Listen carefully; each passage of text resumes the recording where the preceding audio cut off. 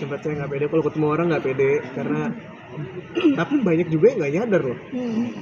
Kan nggak pakai kacamata, udah nggak pakai kacamata di beberapa tahun. Awalnya sempat nggak pede sih karena kan ini zona nyamannya. Tapi kalau buat saya sih, saya lebih senang seperti sekarang sih, karena kalau mau pakai kacamata tinggal pakai aja kacamata buat fashion. Kalau terinspirasi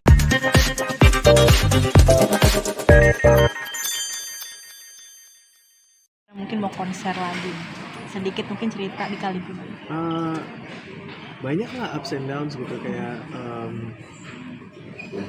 melewati banyak proses sih. Ada proses jenuh, ada proses overwork, ada periode dimana saya, ini yang sulit-sulitnya ya, ada periode dimana saya ngalamin cedera pita suara, dimana saya harus nggak boleh nyanyi dulu gitu, waktu itu vokal rest selama 3 bulan.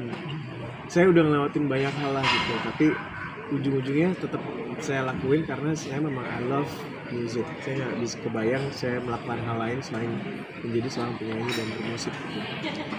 Di tahun berapa itu kan? Oh, Merwin tuh benar-benar attention to detail ya. Detail dari lagu itu benar-benar diperhatikan, kayak waktu 2015 sih nafas itu benar-benar nggak boleh berhenti. Sampai orkestranya udah berhenti aja saya nggak boleh. Jadi hal-hal kayak gitu yang sebenarnya saya senengnya adalah detail, magic itu justru menurut saya munculnya dari hal-hal detail yang mungkin banyak orang kadang-kadang nggak perhatiin gitu. Tapi karena kita benar work on the details, justru malah magicnya tuh muncul dari situ. Karena ada perasaan merindingnya tuh dari hal-hal detail yang mungkin orang nggak pay attention. Keluar dari zona itu seperti apa sih, dari zona jenuh sendiri? Saya cedera itu 2019, itu benar-benar konser yang dekade nggak sama Merwin. Itu masih bikin konser juga dalam keadaan vokal saya lagi cedera gitu. Dan itu suatu hal yang karena memang overwork ya, harus diakuin pada saat itu emang semuanya saya ambil gitu. Sekarang mungkin bisa lebih selektif dalam menerima pekerjaan. Waktu itu ya karena masih 20-an kan.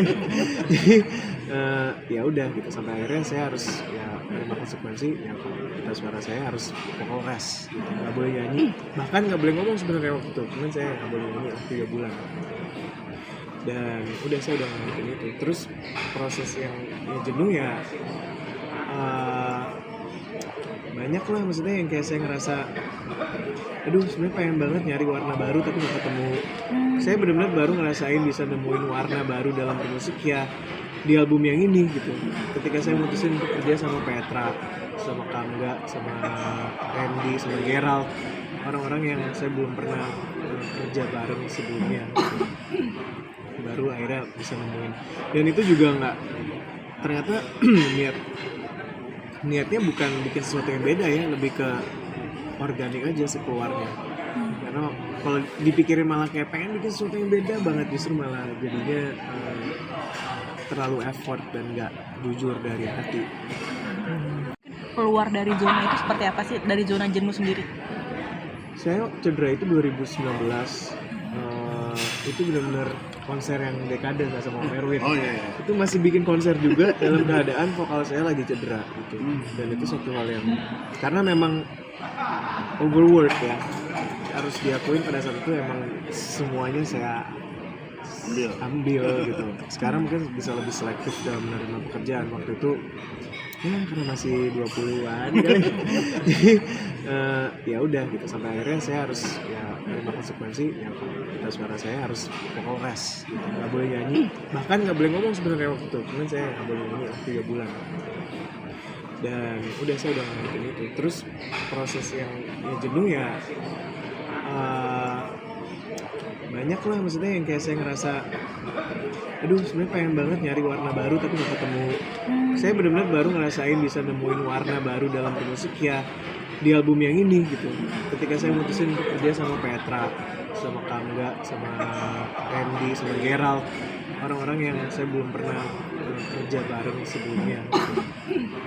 Baru akhirnya bisa nemuin. Dan itu juga nggak, ternyata niatnya bukan bikin sesuatu yang beda ya, lebih ke organik aja sekeluarnya. karena kalau dipikirin malah kayak pengen bikin sesuatu yang beda banget, justru malah jadinya terlalu effort dan nggak jujur dari hati.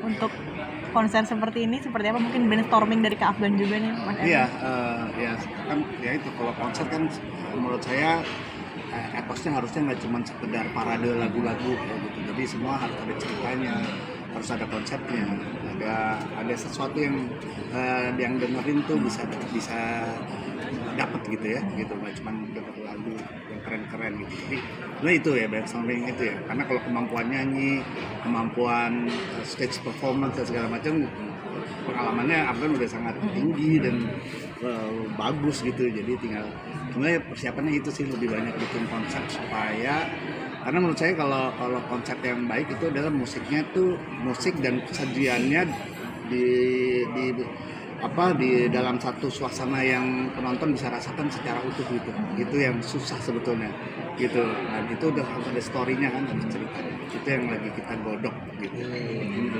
Mungkin tadi sempat saya nggak pede, kalau ketemu orang nggak pede karena tapi banyak juga yang nggak nyadar loh. Kan nggak pakai kacamata, udah nggak pakai kacamata dari berapa tahun. Awalnya sempat nggak pede sih, karena kan ini zona nyamannya. Tapi kalau buat saya sih, saya lebih senang seperti sekarang sih, karena kalau mau pakai kacamata tinggal pakai aja kacamata buat fashion. Kalau terinspirasi Lebih retrospektif. Ada yang jelas, ada satu lagu yang akan berkacamata. Kenapa tuh kan lagu itu harus berkacamata? Karena lagunya kacamata. Lu lepas kacamata gitu. Iya. jadi ada gan.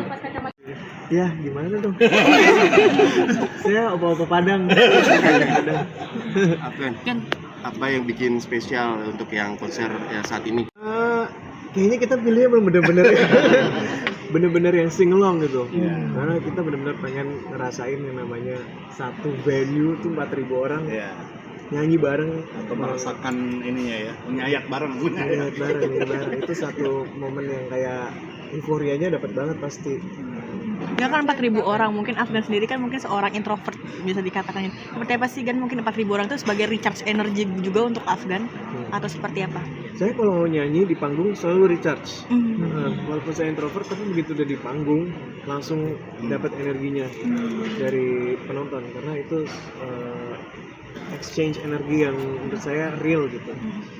Dan biasanya konser kita terakhir sih bener-bener saya nggak move on ya, yang 2015 itu untuk move on dari malam itu tuh susah banget, karena bener-bener wah euforianya sampai sekarang saya belum ngerasain lagi kayak gitu. Semoga nanti di konser 18 Juli ini bisa kayak gitu lagi, atau mungkin lebih seru lagi euforianya.